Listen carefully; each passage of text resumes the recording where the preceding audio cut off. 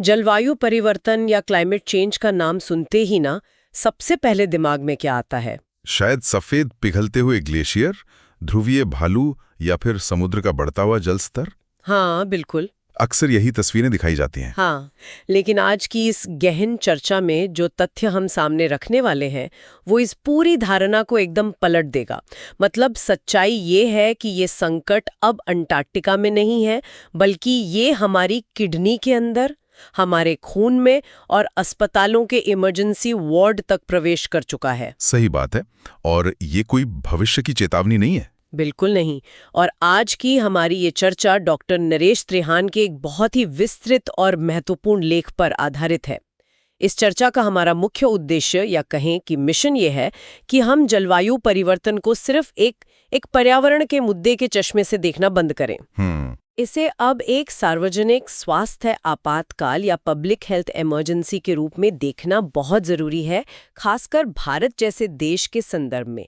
मतलब ये सिर्फ बाहर प्रकृति में होने वाला बदलाव नहीं है, बल्कि ये हम पर एक सीधा जैविक हमला है। एकदम सही कहा आपने। देखिए, ये जो बदलाव है ना, ये बहुत ही ज्यादा आक्रामक है।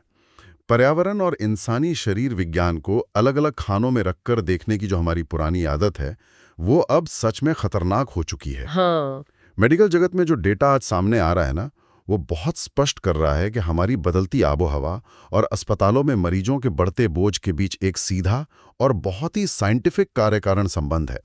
ये वर्तमान का मेडिकल संकट है जिसका हर रोज सामना किया जा रहा है। और इस संकट की शुरुआत ना सबसे बुनियादी जरूरत से होती है, यानी हमारा पानी। डॉक्टर त्रिहान के लेख में जल चक्र या वाटर साइकिल में आए उस खतरनाक असंतुलन का जिक्र है, जिसे वो कहते हैं वाटर पैराडॉक्स या पानी का विरोधाभास पैदा कर दिया है। बिल्कुल, ये विरोधाभास बहुत बड़ा है ना? एक तरफ आप मुंबई जैसे महानगरों को देखिए, जहां भारी बारिश से अचानक आई बाढ़ पूरी की पूरी स्वच्छता प्रणाली को, मतलब सैनिटेशन सिस्टम को ही ध्वस्त कर देती है। एकदम चरमरा जाता है सब कुछ। और वहीं दूसरी तरफ उसी देश के शुष्क क्षेत्र भयंकर सूखे और पानी की कमी से जूझ रहे हैं। ये तो एक टूटे हुए शीशों की तरह है, जहां दोनों तरफ खतरा है। हाँ। लेकिन अगर हम इसे स्वास्थ्य प्रणाली के नजरिए से देखें, तो एक ही समय में एक ही देश में बाढ़ और सूखे जैसी इन दो चरम स्थितियों का एक साथ आना, ये कितना बड़ा लॉजिस्टिक और मेडिकल दुष्स्वप्न है। ये सच में एक दुष्स्वप्न है। स्वास्थ्य ढांचे के लिए ये एक कोलैप्स यानी पूरी तरह से चरमरा जाने वाली स्थिति होती है। देखिए, होता है क्या है कि जब किसी शहर में बाढ़ आती है ना, तो समस्या सिर्फ सड़कों पर जलभराव की नहीं होती। भारी दबाव के कारण जो सीवेज की लाइनें हैं वो फट जाती हैं और वो सीधे हमारे पीने के पानी के पाइप्स में मिल जाती हैं। बाप रे! ये बैक्टीरिया और वायरस के लिए सीधे इंसानी आंतों तक पहुंचने का एक खुला हाईवे बन जाता है। लेप्टोस्पाइरोसिस जैसी बीमारियां जो बाढ़ के दूषित पानी में पनपती हैं, वो बहुत तेजी से फैलती हैं और फिर अचानक से हैजा, टाइफॉइड और हेपेटाइटिस ए का विस्फोट हो जाता है। ये तो बाढ़ की बात हुई, लेकिन सूखे वाले इलाकों में स्थिति कैसे बिगड़ती है? मेरा मतलब है, वहां तो पानी है ही नहीं, तो वहां जल जनित या वाटरबोर्न बीमारियों का खतरा कैसे बढ़ सकता है? यही तो पैराडॉक्स है। पानी की कमी का मतलब है कि जो भी थोड़े बहुत जल स्रोत वहां बचे हैं, चाहे वो कोई तालाब हो या कुआं, वो अत्यधिक केंद्रित या कहें कि कॉन्सेंट्रेटेड हो जाते हैं। अच्छा, मतलब पानी कम है तो गंदगी ज्यादा हो जाती है? बिल्कुल। उनमें रोगजनकों या पैथोजेंस का घनत्व बहुत ज्यादा बढ़ जाता है। अब लोगों के पास कोई और विकल्प तो है नहीं, तो मजबूरी में इसी दूषित पानी का उपयोग करते हैं। समझ रही हूँ। इससे डायरिया और गंभीर डिहाइड्रेशन के मामले बहुत तेजी से बढ़ते हैं। अब आप जरा मेडिकल लॉजिस्टिक्स की चुनौती को समझिए। एक ही समय में स्वास्थ्य मंत्रालय को एक क्षेत्र में जहां बाढ़ आई है, वहां एंटीबायोटिक्स, हैजा के टीकों और संक्रमण रोकने वाले उपकरणों का भारी स्टॉक भेजना पड़ता है। और उसी समय दूसरे हिस्से में कुछ और चाहिए होता है। एग्जैक्टली। ठीक उसी समय सूखे वाले क्षेत्र में उन्हें आईवी फ्लूइड्स, ओआरएस और रिहाइड्रेशन थेरेपी के लिए आपातकालीन सप्लाई भेजनी होती है। कोई भी स्वास्थ्य प्रणाली दुनिया में ऐसी नहीं है जो एक ही समय में दो बिल्कुल विपरीत महामारियों से लड़ने के लिए डिजाइन की गई हो। संसाधनों का ये बंटवारा तो पूरे सिस्टम को ही तोड़ देता होगा। बिल्कुल तोड़ देता है। और पता है, पानी का ये संकट यहीं खत्म नहीं होता। ये जल भराव सीधे तौर पर एक दूसरी फौज को जन्म देता है, बीमारियां फैलाने वाले कीड़े और मच्छर। हाँ, ये एक बहुत बड़ा मुद्दा है। इस लेख में एक बड़ा ही हैरान करने वाला आंकड़ा है कि तापमान बढ़ने के कारण मलेरिया जैसी बीमारियां अब हिमाचल प्रदेश के उन ठंडे पहाड़ी क्षेत्रों में भी पहुंच रही हैं जहां पहले इनका नामो निशान तक नहीं था। बिल्कुल, पहाड़ों का भूगोल ही बदल रहा है इस मामले में। और इसके साथ ही अगर हम दिल्ली एनसीआर का उदाहरण लें तो डेंगू का मौसम जो पारंपरिक रूप से सितंबर के आसपास खत्म हो जाना चाहिए था, वो अब नवंबर तक अपने पीक पर रहता है। हाँ, वो खिसता चला जा रहा है। मतलब मच्छरों को ना सिर्फ नया वीजा मिल गया है नए इलाकों का, बल्कि उनकी समय सीमा भी बढ़ा दी गई है। तो क्या इसका ये अर्थ है कि अब सुरक्षित क्षेत्र या सुरक्षित मौसम जैसी कोई चीज बची ही नहीं है? दुर्भाग्य से ऐतिहासिक रूप से जिन्हें हम सुरक्षित क्षेत्र मानते थे ना, वो अब सबसे बड़े खतरे वाले हॉटस्पॉट बन रहे हैं। देखिए, मच्छरों और उनके अंदर पलने वाले परजीवियों का अपना एक बहुत ही सख्त थर्मल दायरा होता है। तापमान की लिमिट। हाँ, पहाड़ों की ठंडी हवा सदियों से एक प्राकृतिक दीवार का काम करती थी। परजीवी इतने ठंडे तापमान में रेप्लिकेट या प्रजनन नहीं कर सकते थे। लेकिन औसत वैश्विक तापमान में जो वृद्धि हुई है ना, उसने उस थर्मल दीवार को ही तोड़ दिया है। तो जब ये दीवार टूटती है और मलेरिया हिमाचल जैसे नए इलाके में पहुंचता है, तो असर कैसा होता है? असर बहुत ही विनाशकारी होता है, क्योंकि वहां की स्थानीय आबादी के पास इन विशिष्ट वायरसों के खिलाफ कोई ऐतिहासिक इम्यूनिटी या जन्मजात प्रतिरोधक क्षमता नहीं होती है। उनका शरीर पहली बार इस वायरस को देख रहा होता है। ये तो ऐसा हुआ कि कोई नई बीमारी अचानक से एक ऐसे सिस्टम पर हमला कर दे जिसने उसे पहले कभी फेस ही नहीं किया। बिल्कुल ऐसा ही है। और ये जो दिल्ली एनसीआर के मामले में समय सीमा खिंच रही है, ये कैसे स्वास्थ्य व्यवस्था को प्रभावित कर रही है? इसे एक्सट्रिंसिक इंक्यूबेशन पीरियड के कॉन्सेप्ट से समझना होगा।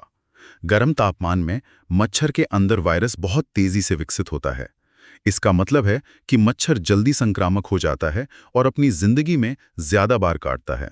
अच्छा, मतलब वो ज्यादा एक्टिव हो जाते हैं गर्मी में? हाँ, और बारिश और गर्मी का मौसम लंबा खिंचने से उनका ब्रीडिंग सीजन भी बढ़ जाता है।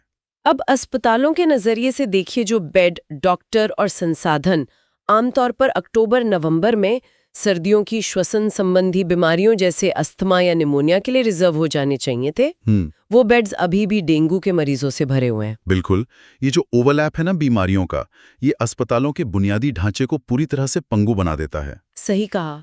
और जब आपने श्वसन संबंधी बीमारियों या रेस्पिरेटरी प्रॉब्लम्स का जिक्र किया, तो ये हमें एक ऐसे अदृश्य खतरे की ओर ले जाता है जो हर वक्त हमारे आसपास की हवा में मौजूद है। प्रदूषण, बिल्कुल।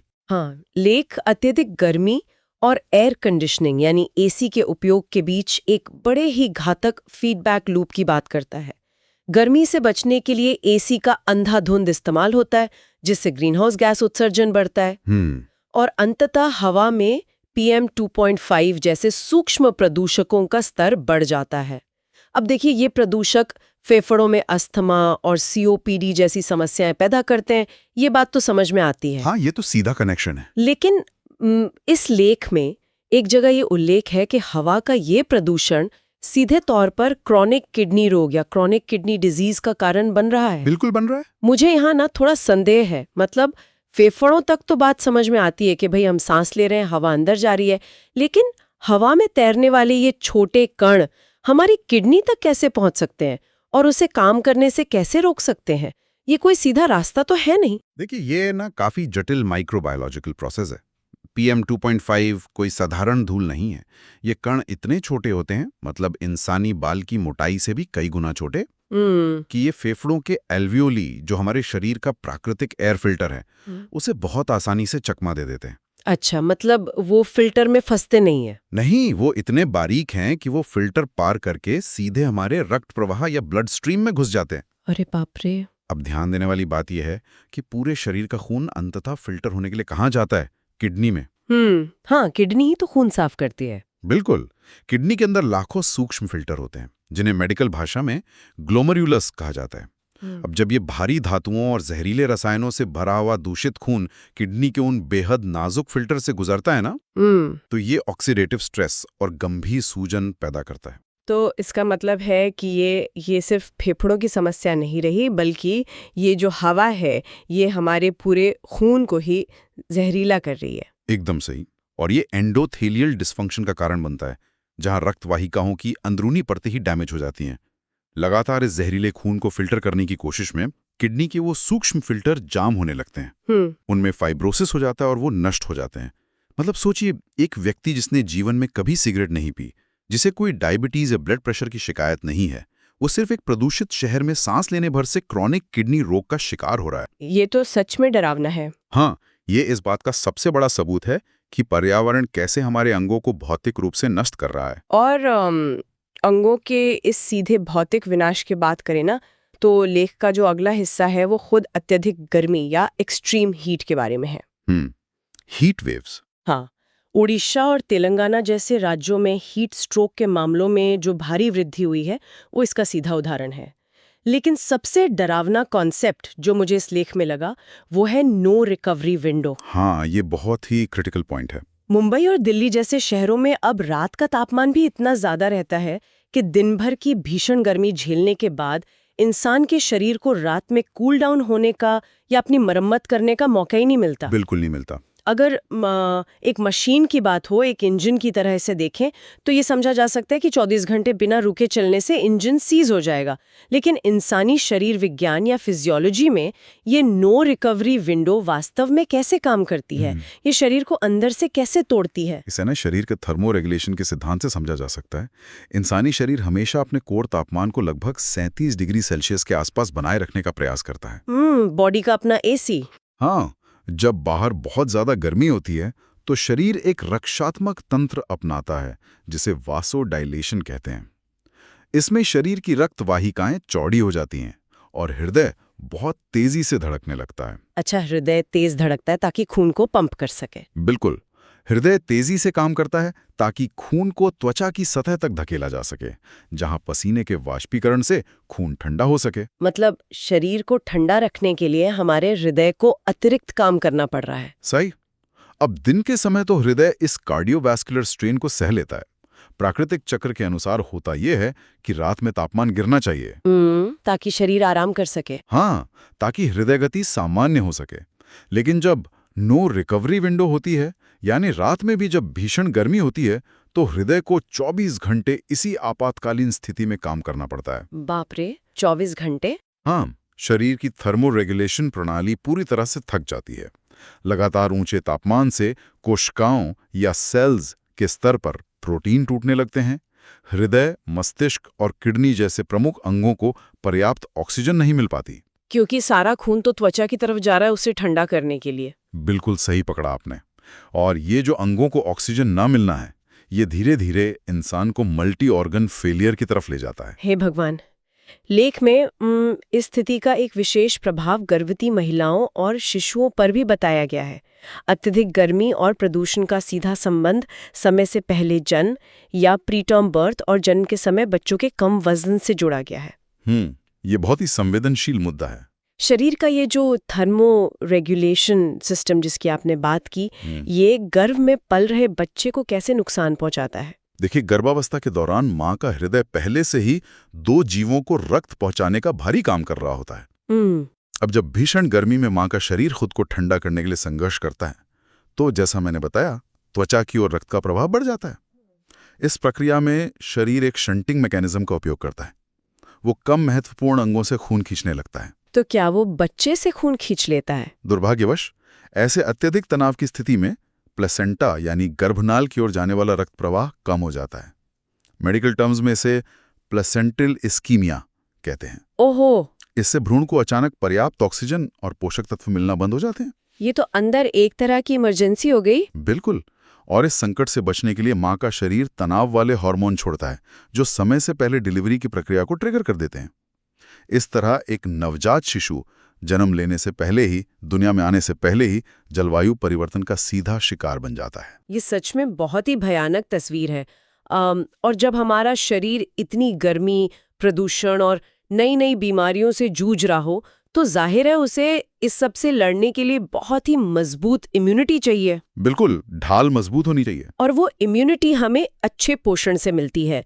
लेकिन लेख का अंतिम हिस्सा एक छिपे हुए बोझ या हिडन बर्डन की तरफ इशारा करता है, जो हमारी खाद्य सुरक्षा और हमारे पोषण से जुड़ा है। Food security. हाँ, मतलब बेमौसम बारिश से कृषि चक्र बाधित हो रहे हैं, फसल उत्पादन घट रहा है और मवेशियों में भी हीट स्ट्रेस के कारण दूध का उत्पादन गिर रहा है। लेकिन मेरे लिए सबसे चौंकाने वाला बिंदु ये है कि खाद्य फसलों की पोषण गुणवत्ता या न्यूट्रिशनल वैल्यू अपने आप कम हो रही है। हाँ, ये एक बहुत ही साइलेंट क्राइसिस है। मतलब ऐसा क्यों हो रहा है कि हम जो खाना खा रहे हैं वो सिर्फ खाली कैलोरी या एम्प्टी कैलोरी बनता जा रहा है? जलवायु परिवर्तन हमारे भोजन के अंदर मौजूद पोषक तत्वों को कैसे नष्ट कर सकता है? इसके पीछे ना प्लांट बायोलॉजी का एक बहुत ही दिलचस्प और चिंताजनक विज्ञान है, जिसे अक्सर कार्बन पेनल्टी कहा जाता है। Carbon penalty? हाँ, देखिए, वायुमंडल में कार्बन डाइऑक्साइड का स्तर अभूतपूर्व रूप से बढ़ रहा है, ये हम सब जानते हैं। अब पौधों के लिए CO2 उनके भोजन की तरह है। जब हवा में बहुत अधिक CO2 होती है तो चावल और गेहूं जैसी हमारी जो पारंपरिक फसलें हैं वो बहुत तेजी से बढ़ती हैं। तो ये तो अच्छी बात होनी चाहिए ना, पैदावार जल्दी होगी। देखने में ये अच्छी बात लगती है, लेकिन ये तेज विकास एक भ्रम है।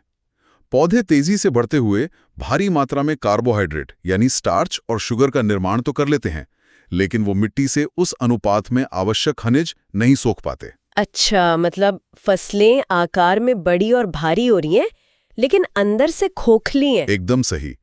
इसे ऐसे समझा जा सकता है कि पौधे जंक फूड डाइट पर चले गए हैं। Junk food. हाँ, कार्बोहाइड्रेट के इस अत्यधिक निर्माण के कारण फसल में प्रोटीन, जिंक, आयरन और अन्य महत्वपूर्ण माइक्रोन्यूट्रिएंट्स का अनुपात तेजी से गिर जाता है। तो जब लोग इसे खाते हैं, जब लोग इस भोजन को खाते हैं तो उनका पेट तो भरता है और उन्हें कैलोरी भी पूरी मिलती है, लेकिन उनका शरीर कुपोषण का शिकार रहता है। इसे ही हिडन हंगर या छिपी हुई भूख कहा जाता है। बाप रे। अब इसे आप हमारी पूरी चर्चा के संदर्भ में देखिए। एक तरफ शरीर पर प्रदूषित हवा, हीट स्ट्रोक और डेंगू का चौतरफा हमला हो रहा है, जिसके लिए एक बहुत ही मजबूत इम्यून सिस्टम चाहिए। लेकिन दूसरी तरफ जो खाना उस इम्यूनिटी का निर्माण करता है वो अंदर से खाली हो चुका है। ये एक परफेक्ट स्टॉर्म है, जहां एक तरफ हमारी भोजन की ढाल कमजोर हो रही है और दूसरी तरफ पर्यावरण के हथियार और भी ज्यादा धारदार हो रहे हैं। सच में ये एक परफेक्ट स्टॉर्म ही है। और अगर हम इन सभी कड़ियों को एक साथ जोड़ें तो डॉक्टर त्रेहान के लेख का अंतिम निष्कर्ष बहुत ही स्पष्ट हो जाता है। बिल्कुल। जलवायु परिवर्तन को केवल पर्यावरण का मुद्दा मानना कि बस कुछ जंगल कट रहे हैं या सिर्फ मौसम बदल रहा है, ये इसके बहुत गहरे मानवीय मूल्य या ह्यूमन कॉस्ट को अनदेखा करना है। अगर इस पर तत्काल कोई प्रतिक्रिया देनी है तो इसे हर हाल में एक मेडिकल इमरजेंसी के रूप में ही पहचानना होगा। इसके अलावा कोई विकल्प नहीं है। और ये बात आज की इस चर्चा से बहुत गहराई से साबित होती है।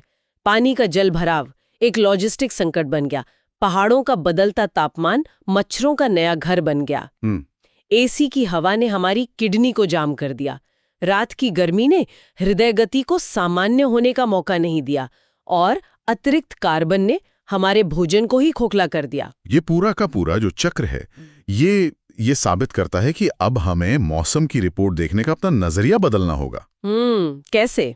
देखिए, तापमान का पूर्वानुमान या हवा की गुणवत्ता का इंडेक्स अब सिर्फ ये तय करने के लिए नहीं है कि आज बाहर जाना है या छतरी लेकर जानी है या नहीं। हाँ। ये वास्तव में अब एक हेल्थ एडवाइजरी है। ये इस बात का सूचक है कि आज अस्पतालों के आपातकालीन वार्ड में क्या स्थिति होने वाली है। जब तक इस समस्या को हम फेफड़ों, खून और किडनी के नजरिए से नहीं देखेंगे, तब तक इसके समाधान के लिए आवश्यक गंभीरता कभी नहीं आएगी। बिल्कुल सही कहा। और श्रोताओं के लिए एक आखिरी विचार जो इस पूरी चर्चा से उभरता है और जो हमारे भविष्य की चिकित्सा प्रणाली पर एक बहुत ही गहरा सवाल छोड़ जाता है। हमेशा से ये माना जाता रहा है कि इंसानी शरीर हजारों सालों के क्रमिक विकास का परिणाम है और हमारी आधुनिक चिकित्सा इसी स्थिर बायोलॉजी के आधार पर काम करती है। सही बात है। लेकिन अगर पर्यावरण हमारे खून के फिल्टर होने के तरीके को, हमारे हृदय की धड़कन के पैटर्न को और हमारे आसपास के वायरसों के व्यवहार को इतनी तेजी से बदल रहा है, तो सोचिए कि आधुनिक चिकित्सा विज्ञान और हमारे बुनियादी स्वास्थ्य ढांचे को अपना स्वरूप कितनी जल्दी बदलना पड़ेगा। ये एक बहुत बड़ा सवाल है ना? भविष्य का वो अस्पताल कैसा दिखेगा जिसे ऐसे इंसानी शरीरों का इलाज करना होगा जो एक उग्र और बदली हुई जलवायु के कारण भीतर से पूरी तरह से बदल चुके हैं। इस पर विचार करना बहुत जरूरी है। द डीप डाइव की इस गहन चर्चा में आज बस इतना ही। इन तथ्यों और इस बदलते हुए विज्ञान पर जरूर मनन कीजिएगा।